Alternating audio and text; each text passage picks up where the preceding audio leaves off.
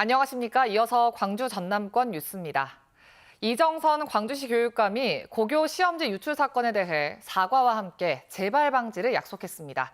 하지만 대책이 문제 답안 유출을 막는 것에만 맞춰져 있어 우려의 목소리도 나옵니다. 손준수 기자가 보도합니다. 원격 해킹 시도와 악성 코드 설치, 10차례 넘는 심야 무단 침입, 성적 욕심이 앞서 시험지와 답안을 빼돌린 수법은 기상천외하고 치밀했습니다. 이정선 광주시 교육감은 공정한 학생 평가를 위해 노력했지만 불미스러운 일이 생겨 송구하다며 재발 방지를 약속했습니다. 광주시 교육청은 학생 평가와 관련해 이런 일이 다시 발생하지 않도록 더욱 촘촘하고 엄정한 평가 관리 시스템을 재구축하도록 하겠습니다. 교직원의 컴퓨터 화면 촬영과 캡처를 막을 시스템을 도입하고 학생 평가 과정 전반과 인터넷 기반 시설에 대해서도 재점검하겠다고 밝혔습니다. 또 감사를 통해 부적절한 사항을 시정 조치하고 해당 학교에 대해서는 예산상 불이익을 주겠다고도 덧붙였습니다. 하지만 내놓은 대책은 평가 과정 관리에만 초점이 맞춰져 있습니다. 입시 위주 성적 지상주의가 불러온 사건이니만큼 보다 근본적인 처방이 필요하다는 지적도 나옵니다.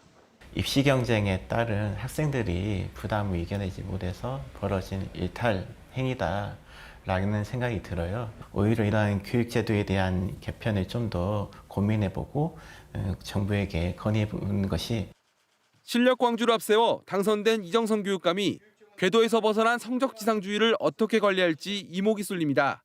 KBS 뉴스 손준수입니다. 오늘 오전 7시 55분에 여수시 거문도 부근 해역에서 규모 3.1의 지진이 발생했습니다.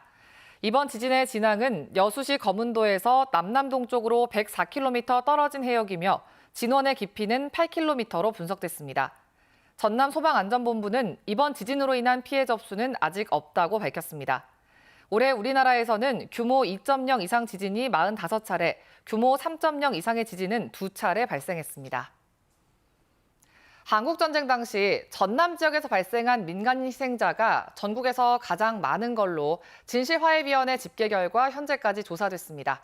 진실화해위원회 정근식 위원장은 전남도청을 방문해 이 같은 내용을 설명하고 전라남도와 다양한 협력 방안에 대해 논의했습니다. 김광진 기자의 보도입니다. 진실화해위원회가 신청 접수한 한국전쟁 전후 민간인 희생 사건 현장입니다. 이곳을 포함해 전국에서 신청된 사건 가운데 광주 전남북이 6,549건으로 전국 46%를 차지해 가장 많습니다. 특히 시군별로는 영암군이 840건으로 가장 많았고 영광 502건, 신안 612건, 한평 477건 등 전남 서남권과 산악 지역을 중심으로 피해건이 집중됐습니다. 전남 지역이 상대적으로 산악 지역이 많잖아요. 여기 가까운 월출산부터 시작을 해서 저기 유치지구도 있고 백운산도 있고 지리산도 있고 이래서 산악 지역을 끼고 있는 것이 많아서 이 전선이 확실하게 딱 끝난 게 아니고 왔다 갔다 하는 낮과 밤이 바뀌거나. 전남도청을 방문한 정근식 위원장은 이 같은 내용을 설명하고 올해 12월 9일로 끝나는 민간인 희생 신청 접수 기한이 짧다고 밝혔습니다. 이에 대해 김용록 전남지사는 신청 기한의 연장과 오는 2024년에 끝나는 진실화해위원회의 활동 기간 연장의 필요성에도 공감했습니다. 진실화해위원회 연장해야 되겠네. 어떻게 이게 신고를 받다가 땡하고 그만해요. 최소한 이쪽으로 조사 진행 신고받고 조사 진행 중 하다가 끝나버리면 그게 말이 안 맞죠. 진실화해위원회는 이 밖에 유가족들의 상처 치유를 위한 화해치유재단의 설립, 민간인 희생의 증언 채록 사업, 그리고 진실규명자에 대한 법률 서비스 제공 등을 제안했고 전남도는 적극 협조하기로 했습니다. KBS 뉴스 김광진입니다. 영광군이 모든 주민에게 재난지원금을 100만 원씩 지급하기로 결정했는데요. 재정 자립도가 10%대 그치는 터라 일부 우려도 나오지만 영광군은 재난지원금을 지급하는 데 문제가 없다는 입장입니다. 보도에 유승용 기자입니다. 영광군 의회가 본회의를 열고 올해 추경 예산을 확정했습니다. 전 주민에게 재난지원금 100만 원씩 지급을 위한 525억 원이 포함되는데 늘어난 예산의 절반에 이릅니다. 1인당 지급액으로는 전국 기초단체 가운데 가장 많습니다. 의회는 6개월 동안 주민등록을 유지하는 경우에 지원금을 주도록 부대 의견을 냈습니다. 재난지원금 부정수급 등으로 인한 예산 낭비 대책 마련을 부대 의견으로 제시하였습니다. 하지만 영광군은 당초대로 6개월 전이 아닌 지방선거일이었던 6월 1일을 기준으로 지원금 신청을 받기로 했습니다. 지급 대상은 5만 2천여 명으로 지역화폐인 영광사랑 카드와 상품권으로 지급합니다. 관련 예산은 정부의 추경에 따른 교부세 810억 원 가운데 500여억 원으로 마련했습니다. 우리 군에 배정된 금액이 504억 원입니다. 504억 원과 그리고 또 순세계 잉여금 231억 원 중 일부인 그 22억 원을 바탕으로 해서 재원을 마련했고요. 장성군도 1인당 30만 원씩 지급하기 위한 추경안을 확정했습니다. 금액 차이와 지급 여부 등으로 형평성 문제와 선심성 논란은 여전하지만 올해 하반기 재난지원금을 주는 전남의 기초단체는 7곳에 이릅니다.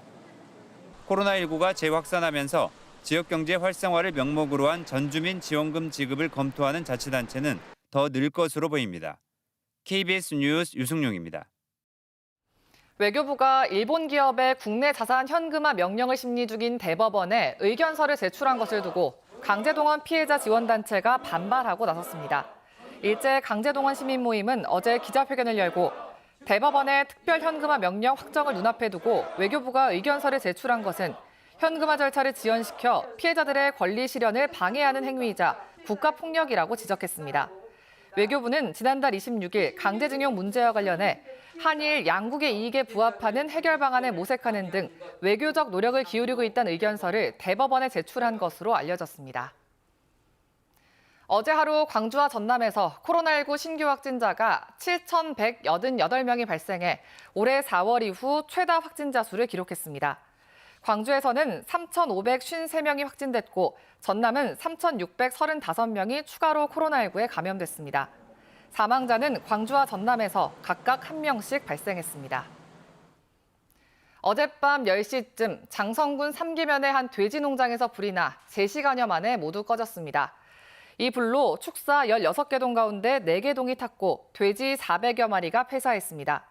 경찰과 소방당국은 목격자와 돼지 농장 관계자를 상대로 정확한 화재 원인을 조사하고 있습니다. 광주와 전남의 지난달 소비자 물가 상승률이 지난 1998년 IMF 외환위기 이후 24년 만에 최고치를 기록했습니다.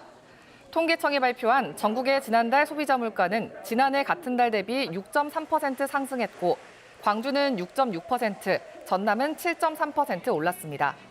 체감 물가가 반영된 생활 물가 지수도 지난해 같은 달 대비 광주 8.7%, 전남은 9% 상승했습니다. 품목별로는 경유가 48%, 휘발유가 25% 이상 올랐고 수입 쇠고기와 돼지고기도 크게 올랐습니다. 통계청은 러시아와 우크라이나 전쟁 장기화로 곡물 가격 등이 오르면서 물가 상승이 이어지고 있다고 설명했습니다.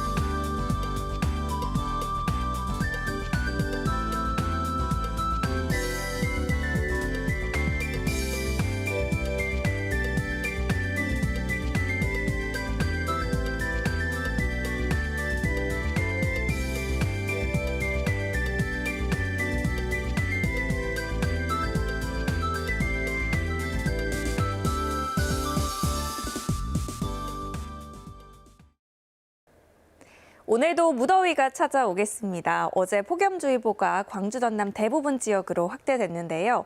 오늘도 체감온도가 33도 이상으로 오르는 곳들이 많겠고요. 경보로 강화될 수도 있겠습니다. 더위에 건강 조심하셔야겠습니다.